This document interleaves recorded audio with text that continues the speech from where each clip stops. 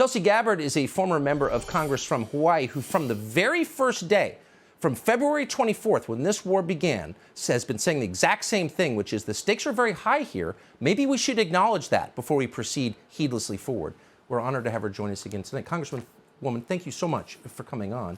What do you make of this? We're reminded once again, Tucker, that we are unfortunately being led by leaders who are selfish and short-sighted and don't care about the American people. They are leading us further and further into war without understanding one of the most basic tenets and characteristics of war, which is it is unpredictable. Once that first shot is fired, once that first punch is thrown, the predictable nature of things, you can plan for things, but it by nature becomes unpredictable. And so they're like, oh my gosh, this thing has become sabotage. Well, yeah, war is unpredictable. The thing that is not unpredictable, however, is the cost of war, the suffering, the devastation, the destruction, the death that is caused by it. And so the real question for the American people and for us to ask our leaders is how much suffering will we have to endure here in this country and for people around the world? Because as you've so clearly stated, we see a sabotage of an energy pipeline today. What's next? Is it access to the internet? Is it satellites that are connected to GPS that power virtually all parts of our life and also our weapon systems?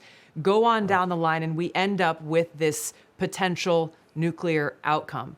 And so, our leaders are saying, well, hey, we can't do anything. This is all in Putin's hands. Well, guess what? The United States, our leaders and European leaders are the ones fueling and funding this war. So they have a heck of a lot of leverage to be able to push for a ceasefire, negotiated outcome, and an end to this war, and to actually fight for peace and prosperity.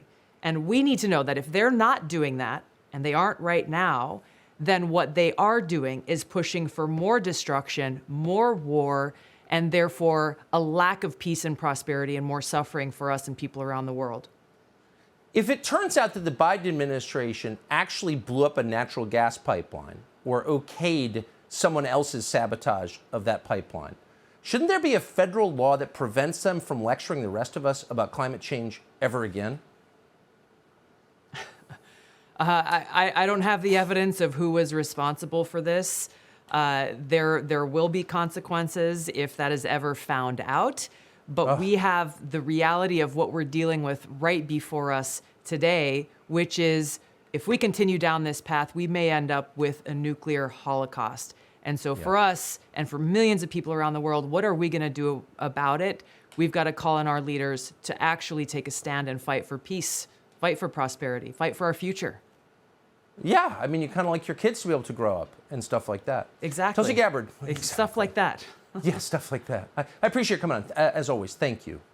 Subscribe to the Fox News YouTube channel to catch our nightly opens, stories that are changing the world and changing your life. From Tucker Carlson Tonight.